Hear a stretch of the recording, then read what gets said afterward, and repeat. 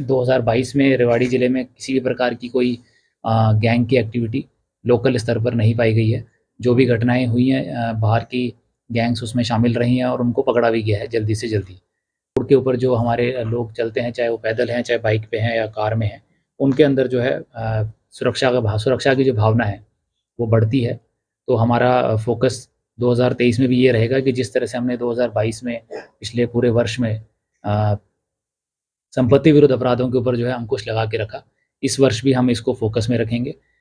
इसके साथ-साथ आप देखेंगे कि जो हमारे लोकल एंड स्पेशल लॉज़ हैं, जिसमें कि हम डिटेक्शन वर्क करते हैं, तो उसमें भी आप देखेंगे पिछले वर्ष के कंपैरिज़न में इस साल हमने जो है आर्म्स एक्ट और जो एनडीपीएस एक्ट जिसमें कि नशा करने वालों के खिलाफ पुलिस कार्रवाई करती है और गैम्बलिंग एक्ट जो जुआ खिलाते हैं और आर्म्स एक्ट जो मैंने बताया कि जिसमें अवैध असले, अवैध हथियार जो पुलिस पकड़ती है, उनमें भी जो हमारे पास डेटा है आपको भी हम उसकी कॉपी उपलब्ध कराएँगे। उसमें अगर आप देखेंगे तो उसमें भी डिटेक्शन वर्क जो है पहले के मुकाबले हमारा काफ़ी इम्प्रूव हुआ है और आगे भी इस दिशा में हम काम करते रहेंगे। इसके साथ-साथ जो हमारे लिए चैलेंजेज़ हैं, उन पर हमने जब गौर किया है तो हमने पाया है कि साइबर क्राइम जो है, वो काफ़ी संख्या में उसकी जो रिपोर्टिंग है वो बढ़ रही है और पिछले वर्ष के मुकाबले इस साल इसमें एफआईआर भी ज़्यादा दर्ज की गई हैं। तो हमारा ये प्रयास रहेगा कि जो साइबर हेल्प डेस्क हमने हर थानों में बनाई हैं, उनको और ज़्यादा जो है हम सशक्तिकरण उनका करें ताकि जल्द से जल्द साइबर क्राइम की जैसे ही हमारे पास सूचना आती है, उसकी सूचना के ऊपर त्वरित कार्रवाई करते हुए अपराधियों को पकड़ा भी जा सके और जो लोगों के साथ फ्रॉड के माध्यम से पैसा उनका गया है, उसको वापस रिकवर करा सकें। एक दूसरा हमारे लिए जो चैलेंज रहा 2022 में और जो जिसमें हम आगे और विशेष प्रयास करेंगे उसको कंट्रोल करने के लिए, वो है अ, सड़क दुर्घटना। उसमें अगर हम डेटा देखते हैं तो उसमें एक मामूली बढ़ोतरी भी दर्ज की गई है सड़क दुर्घटनाओं के जो मामले हैं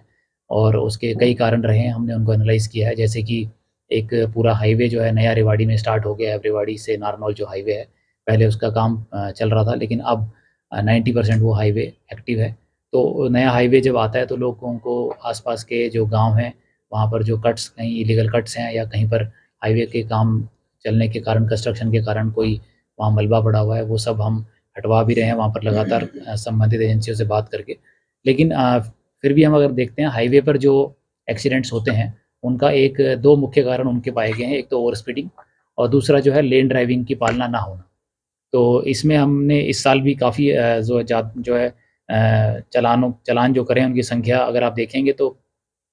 उसमें काफ़ी बड़ी वृद्धि हुई है। 1000 के मुकाबले हमने इस साल 9000 जो है लेन ड्राइविंग के चालान किए हैं जिला पुलिस ने, ट्रैफ़िक पुलिस ने और जो थानों की पुलिस है। और अगले वर्ष में भी हम 2023 में भी हमारा फ़ोकस ओवर स्पीडिंग और लेन ड्राइविंग के चालान के ऊपर रहेगा। इसके साथ-साथ हम जागरूकता अभियान के माध्यम से भी लोगों को इस बारे में अवगत कराएँगे और लेकिन फिर भी अगर नियमों की अवहेलना करने वाले सामने आते हैं तो उनके खिलाफ भी चालान के माध्यम से या गाड़ी को इम्पाउंड करने के माध्यम से उनके खिलाफ कार्रवाई की जाएगी। चैलेंज पुलिस के सामने जैसा रहता है कि जो अपराधी हैं वो किसी और राज्य में बैठ के कहीं दूर क्षेत्र में बैठ के जो अपराध करते हैं, जैसा कई मामलों में देखने में आया है, कर्नाटक से, आंध्र से, बंगाल से और उड़ीसा से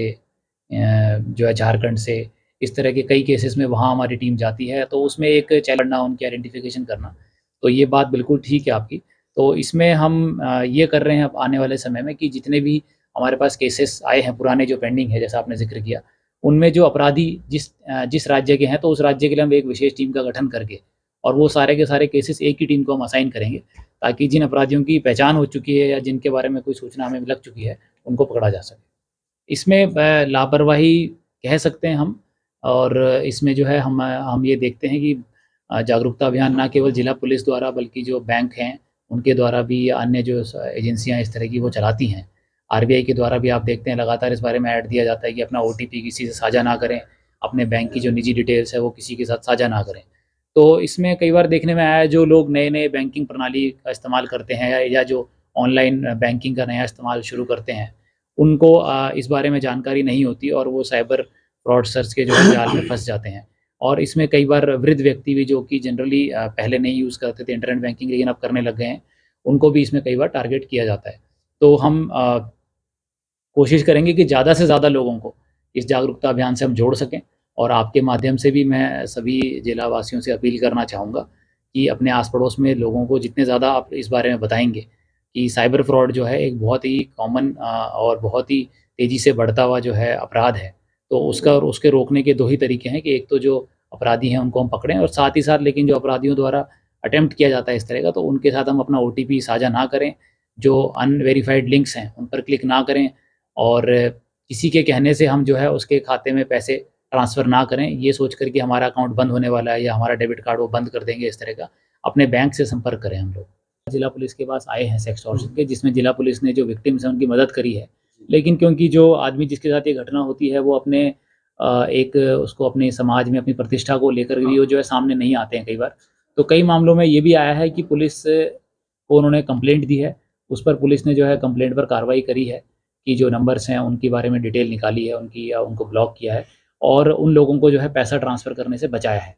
तो इस बारे में भी अवेयरनेस लोगों को हम करवा रहे हैं कि अगर आपके साथ किसी प्रकार से आप किसी के किसी प्रलोभन में आकर या किसी और कारणों से आप जो है उसमें जाल में फँस जाते हैं उनके सेक्सटॉर्शन रैकेट में, तो आप उनको पैसे ट्रांसफ़र ना करें, और पुलिस को इसकी रिपोर्टिंग ज़रूर करें, ताकि इस तरह की गैंग्स के बारे में पता लग सके और उन पर कार्रवाई कर सकें। के मुकाबले इस वर्ष हमें ये देखने में आया है कि जैसी जाम की व्यवस्था पहले जैसा जाम रहता था वैसा नहीं है। लेकिन चूँकि ये कई सारी रोड्स का कंस्ट्रक्शन का कार्य चल रहा है अभी इस समय, और कई जगह जो है कब्ज़ा जो अतिक्रमण किया हुआ है उसको हटाने का भी काम चल रहा है। तो ये चैलेंज है हमारे सामने, और इसका हम कोशिश ये कर रहे हैं कि जितना ज़्यादा डिप्लॉयमेंट हम पुलिस का मैक्सिमम कर सकें चौक-चौराहे पे, और जो हेवी व्हीकल्स है उनका लेन ड्राइविंग जैसा मैंने बताया। जब हम लेन ड्राइविंग को इम्प्लीमेंट कर सकेंगे तो फिर वो छोटे व्हीकल्स के ऊपर भी आएगा लेन ड्राइविंग। तो उसके माध्यम से हम इसको ट्रैफ़िक की व्यवस्था को ठीक करने की कोशिश करेंगे। जो गिरोह मैं पकड़े जाते हैं। समझिए आपकी बात, जो ट्रेस करने की बात है, ये जो घरों में चोरी गृह भेदन जो होता है वो सबसे जनरली देखने में आया है ऐसा क्राइम है जो कि जिसमें जी बहुत ज़्यादा एफर्ट्स लगते हैं पुलिस को, चोरों को जो है पकड़ने में, उनको आइडेंटिफ़ाई करने में। तो इसका हमने यही कोशिश यही करते हैं कि जितनी कम वारदात हो सकें,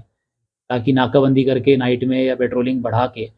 वारदात को ही कम किया जा सके, और ताकि हमें जो लोग हैं हमारे जितने भी जो उनके घर जो हैं सुरक्षित रह सकें। इसमें हमने 1-2 थानों में अभी पायलट प्रोजेक्ट भी स्टार्ट करने जा रहे हैं कि जो लोग अपने घरों से बाहर जाते हैं, ये सब पहले ही शुरू किया देखने में आया है। मॉल टाउन में अगर आप देखेंगे तो इस साल बहुत ज़्यादा उसमें डिफरेंस आया है पिछले साल से कंपैरेटिवली। इसलिए ये भी देखने में आया है कि शहरी इलाकों से जो है रूरल एरिया में अब शिफ्ट हो गया है, जो घरों में रात को चोरी होती है। तो रूरल एरिया में जो घर बंद रहते हैं रात में, उनको टारगेट कर रहे हैं गैंग्स, ये देखने में आया है। तो हम कोशिश करेंगे कि जो रूरल एरिया में भी घर ऐसे हैं जहाँ पर कि लोग बाहर दूसरे ज़िले में या स्टेट में जाके रह रहे हैं और अपने घर वो बंद करके गए हुए हैं, तो उनकी हम डिटेल सारी कलेक्ट करके और उन पर भी जो है उस इलाकों में अपनी गश्त बढ़ाएँगे। तो जाम मिलता है उसमें। उसमें एनएचएआई ने अप्रूव कर दिया है उसका जो है चौड़ा करना उसको, और जो इनका काम इसी वर्ष जो है शुरू हो जाएगा। तो क्योंकि वहाँ पर एक कंजेशन का एरिया बनता है डेफ़िनेटली, पुलिस की वहाँ प्रेज़ेंस भी लगातार रहती है। तो जब कोई व्हीकल वहाँ ख़राब हो जाए, उस समय स्थिति ज़रूर बिगड़ती है वहाँ पर, उसके लिए हमने क्रेन्स जो है डिप्लॉय करी हुई है वहाँ पर। और इसमें हम कोशिश कर रहे हैं कि जितनी जल्दी इस रोड का कार्य जो पूरा हो सके, इसको जो चौड़ा करने का काम है, तो हम उम्मीद करते हैं कि आने वाले समय में इस पर भी ज़रूर हम कमी लाएँगे। सबसे बड़ा चुनौती है वो यही है कि जो साइबर अपराधी हैं या दूसरे क्राइम में भी जो अपराधी इन्वॉल्व्ड हैं, वो भी साइबर के माध्यम से या टेक्नोलॉजी के माध्यम से क्राइम कर रहे हैं, चाहे वो जो है मॉडर्न टूल्स हों उनके पास या मॉडर्न इक्विपमेंट्स हों इस तरह के, जिससे कि वो घरों के ताले तोड़ सकते हैं, या कोई एटीएम या बैंक में इस तरह की वारदात होती है। तो पुलिस के सामने ये चुनौती है कि हम भी जो है अपने आप को अपग्रेड करें, और जो साइबर क्राइम है विशेषकर उसमें किस तरह से हम साइबर अपराधियों से एक कदम आगे रहते हुए उनको जो है पकड़ें। ये संसाधन जो है उसमें लगातार बढ़ोतरी होती रहती है। आप देखेंगे व्हीकल्स में पिछले साल इस 2022 में ही अगर आप देखेंगे तो व्हीकल्स में कितनी ज़्यादा बढ़ोतरी हुई है ज़िले में, वो साफ विज़िबल है। लगभग सभी चौकियों को हमने जो है व्हीकल्स प्रोवाइड कराए हैं, और भी अगर हमें संसाधनों की आवश्यकता होगी तो वो लगातार हमें प्राप्त होते रहते हैं। पुलिस द्वारा है पूरे ज़िले में जो है 55 नाके लगाए गए हैं, और इसके साथ-साथ ही जो इस तरह के स्थान है जहाँ पर कि लोग नए साल का जो नववर्ष की जो है उसके मनाने के लिए इकट्ठी होती है, भीड़-भाड़ के इलाके हैं, जो चाहे मॉल हो या चाहे होटल हो या चाहे ढाबे हों, जहाँ इस तरह के कार्यक्रम हैं, वहाँ पर पुलिस की पूरी मौजूदगी रहेगी, और नाकाबंदी करके जो हुड़दंग करने वाले लोग हैं, जो शराब पीकर या अदरवाइज़ भी जो है लोगों के साथ किसी तरह का मिसबिहेव कर सकते हैं, उनके खिलाफ कड़ी कार्रवाई भी की जाएगी। और आपके माध्यम से मैं जिला वासियों को ये भी कहना चाहूँगा कि जो भी वो अपना कार्यक्रम बना रहे हैं, उसको जो है शांतिपूर्ण तरीके से और नियमों की पालना करते हुए उसको मनाएँ, ताकि जो सड़क दुर्घटनाओं के भी मामले सामने आते हैं, वो भी ना हो। और ड्रंक एंड ड्राइविंग का जो है बिल्कुल उसको अवॉइड करें, नहीं तो उनके खिलाफ भी जो है कार्रवाई की जाए।